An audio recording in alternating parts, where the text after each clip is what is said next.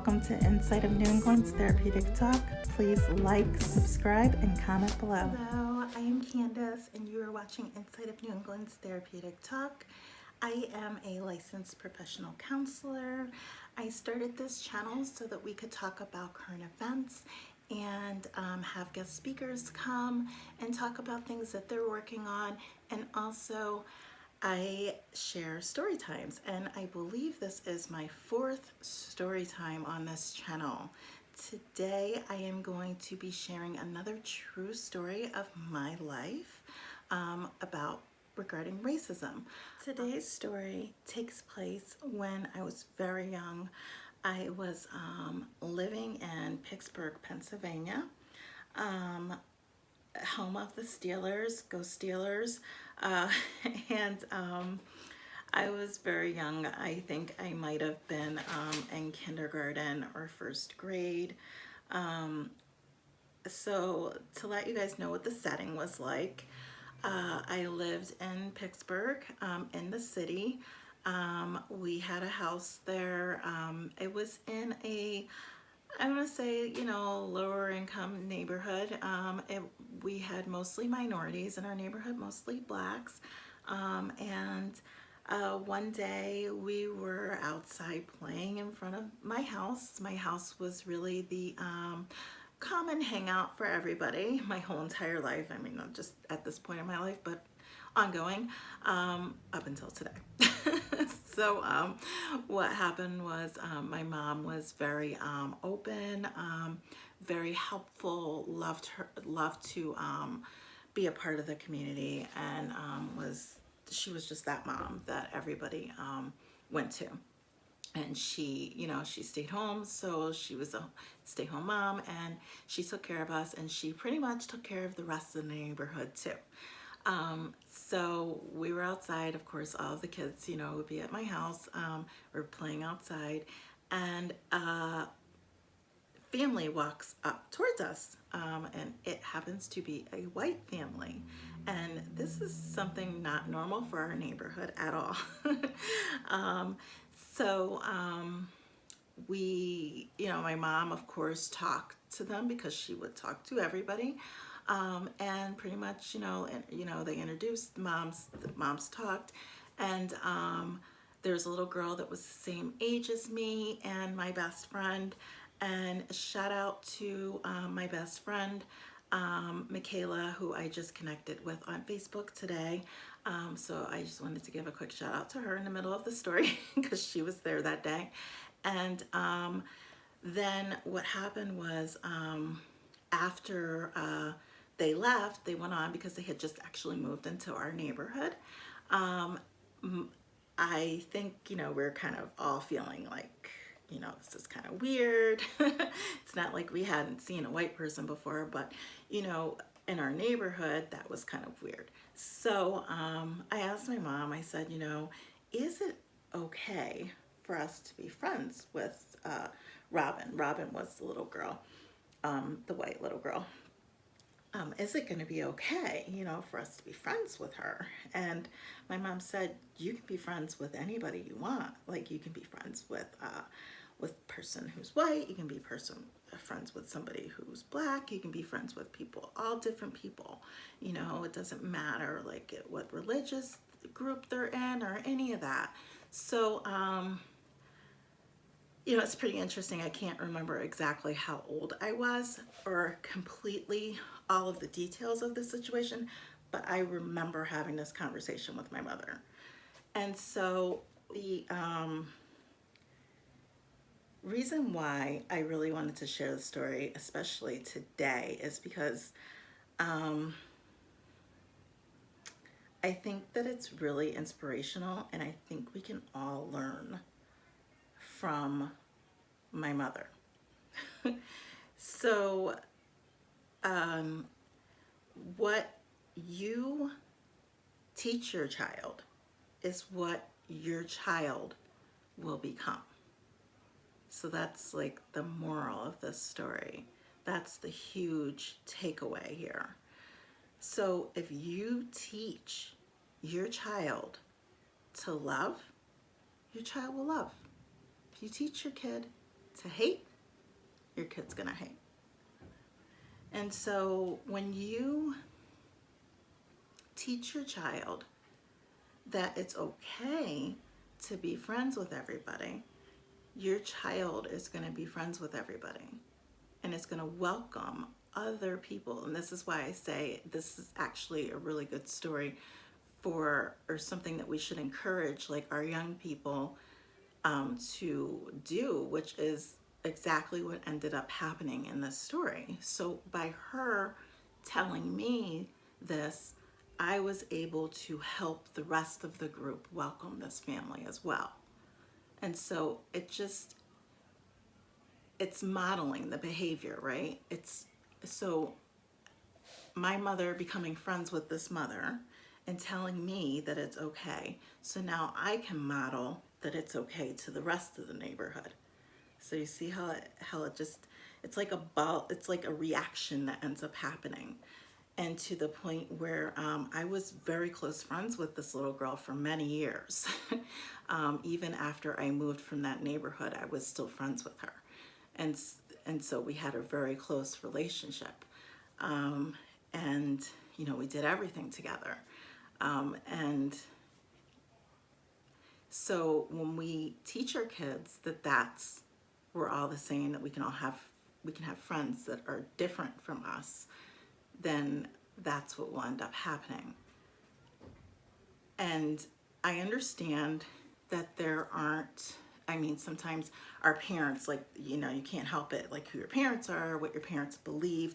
Everybody's not blessed to have a mother like I did, right? So that's where this is, now the responsibility goes to educators and to other caregivers. So there's other people that are a part of this child's life that can teach this. So even if the parents don't believe this, there's still a way that we can get this message to other children at a time in their life where this could be the way that they live their life, you know, because this is the way I live my life. You know, it started very young and it's carried on to today.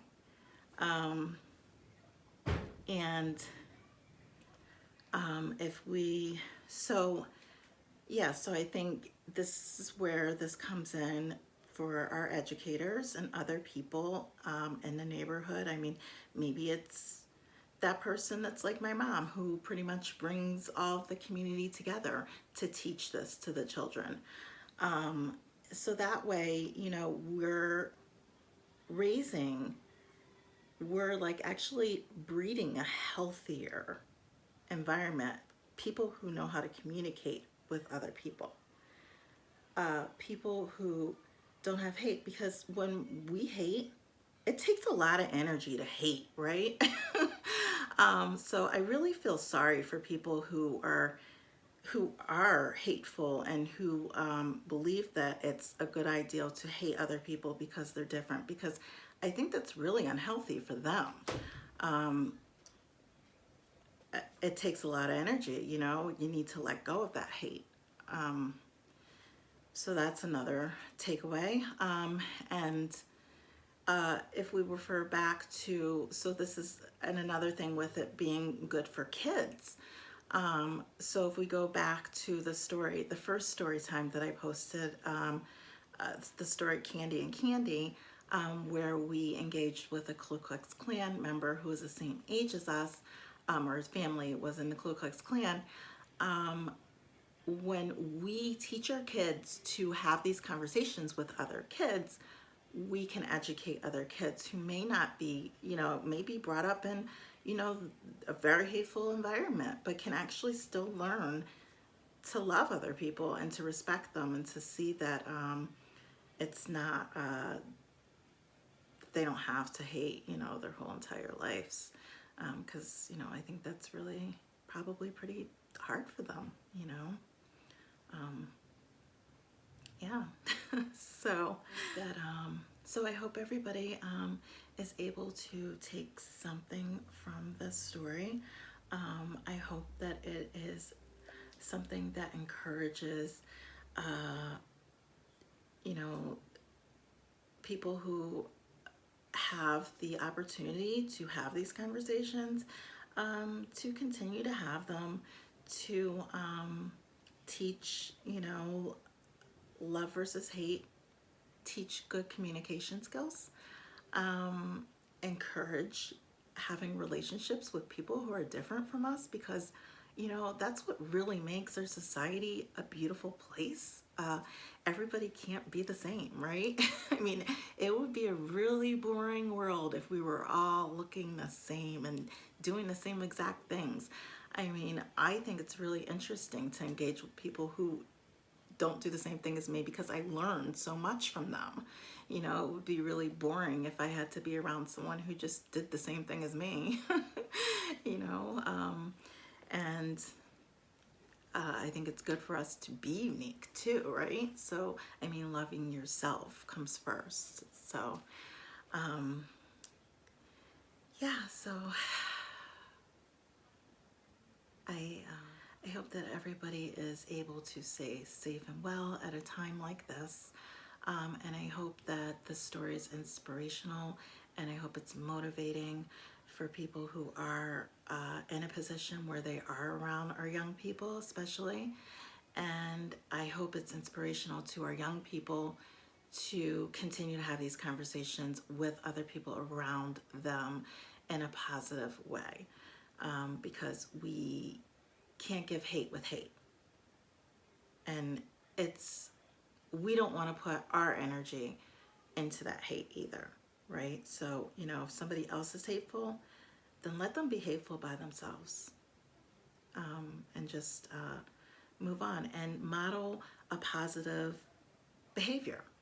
So you're modeling this positive behavior, and eventually somebody is gonna follow that positive behavior as well. So if you're modeling that you're friends with somebody who is different from you, that is gonna bring other people into that as well. And so I hope that everybody's safe and well again, and I hope to see you again soon. I will be having more guest speakers and more stories. And again, I just want to remind people that if you do have a story that you would like to share, I would love to have other people reach out to me and share stories. We can chit chat before we do it, or you can send a video to me. I will attach my email below as usual, and it's Inside of New England LLC in Connecticut. We are on Facebook, and I believe Suzanne set up an Instagram account that I have no idea how to use. And feel free to communicate with us. And I hope that everybody is safe again, and I will talk to you again soon. Thank you. Bye. This video is dedicated to my mom.